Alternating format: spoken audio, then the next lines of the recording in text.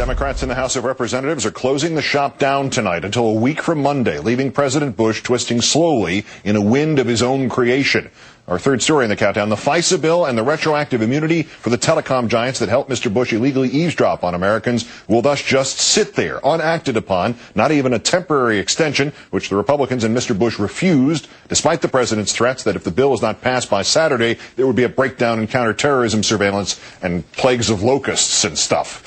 A special comment in a moment. First, the details. House Democrats, in essence, calling the Republicans bluff. They staged a walkout at midday, did the Republicans, led by John Boehner, who in one act managed the cheesy political theater and managed to get out just as representatives were to vote on contempt of Congress citations against Harriet Miers and Josh Bolton. That the Republicans just happened to walk to a stand full of microphones, pure coincidence.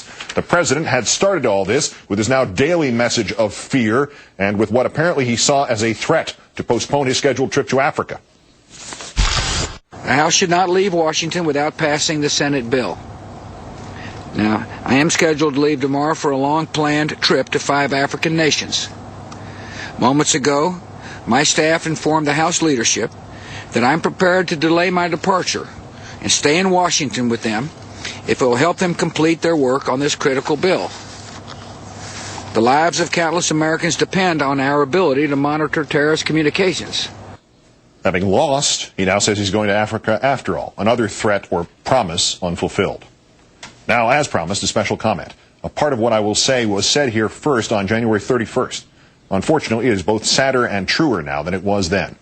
Who's to blame, Mr. Bush also said this afternoon. Look, these folks in Congress passed a good bill late last summer. The problem is they let the bill expire. My attitude is if the bill was good enough then, why not pass the bill again?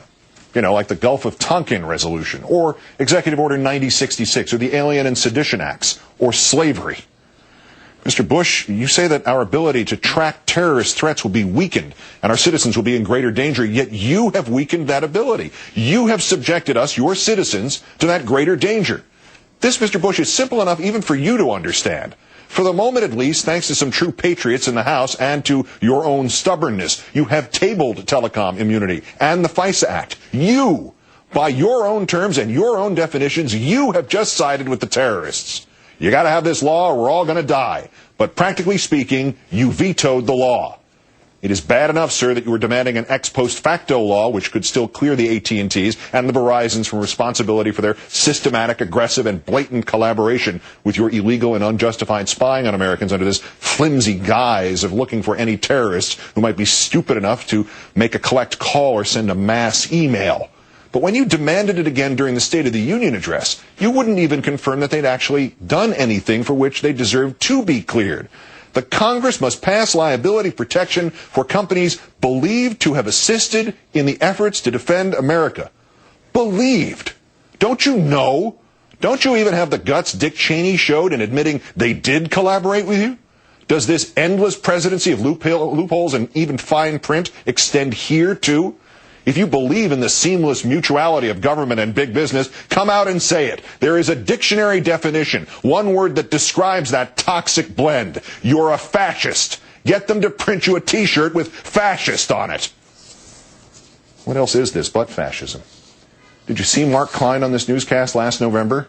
Mark Klein was the AT&T whistleblower, the one who explained in the placid and dull terms of your local neighborhood IT desk how he personally attached all AT&T circuits, everything, carrying every one of your phone calls, every one of your emails, every bit of your web browsing into a secure room number 641A at the Folsom Street facility in San Francisco, where it was all copied so the government could look at it. Not some of it, not just the international part of it, certainly not just the stuff that some spy, a spy both patriotic and telepathic, might able to divine had been sent or spoken by or to a terrorist. Everything. Every time you looked at a naked picture, every time you bid on eBay, every time you phoned in a donation to a Democrat. My thought was, Mr. Klein told us last November, George Orwell's 1984. And here I am, forced to connect the Big Brother machine. If there's one thing we know about Big Brother, Mr. Bush, it's that he, well, you, are a liar. This Saturday at midnight, you said today, legislation authorizing intelligence professionals to quickly and effectively monitor terrorist communications will expire. If Congress does not act by that time, our ability to find out who the terrorists are talking to, what they are saying, and what they are planning will be compromised. You said that the lives of countless Americans depend on you getting your way. This is crap. And you sling it with an audacity and a speed unrivaled even by the greatest political felons of our history. Richard Clarke, you might remember him, sir. He was one of the counter-terror pros, which you inherited from President Clinton before you ran the professionals out of government in favor of your unreality-based reality. Richard Clarke wrote in the Philadelphia Inquirer, "Let me be clear. Our ability to track and monitor terrorists overseas would not cease should the Protect America Act expire. If this were true, the president would not threaten to terminate any temporary extension with his veto pen. All surveillance currently occurring would continue even after legislative provisions lapsed because authorizations issued under the act are in effect up to a full year." You are a liar, Mr. Bush. And after showing some skill at it initially, you have ceased to even be a very good liar. And your minions, like John Boehner, your Republican congressional crash dummies, who just happen to decide to walk out of Congress when a podium full of microphones await them, they should just keep walking out of Congress and, if possible, out of the country. For they, sir, and you, sir, have no place in a government of the people, by the people, for the people. The lot of you are the symbolic descendants of the despotic middle managers of some banana republic, to whom freedom is an ironic brand name, a word you reach for when you want to get away with its opposite. Thus, Mr. Bush, your panoramic invasion of privacy is dressed up as protecting America. Thus, Mr. Bush, your indiscriminate domestic spying becomes the focused monitoring only of terrorist communications. Thus, Mr. Bush, what you and the telecom giants have done isn't unlawful. It's just the kind of perfectly legal, passionately patriotic thing for which you happen to need immunity. Richard Clarke is on the money as usual. That the president was willing to veto this eavesdropping means there is no threat to the legitimate counter-terror efforts still underway. As Senator Kennedy reminded us in December, the president has said that American lives will be sacrificed if Congress does not change FISA. But he has also said that he will veto any FISA bill that does not grant retroactive immunity. No immunity, no FISA bill. So, if we take the president at his word, he's willing to let Americans die to protect the phone companies.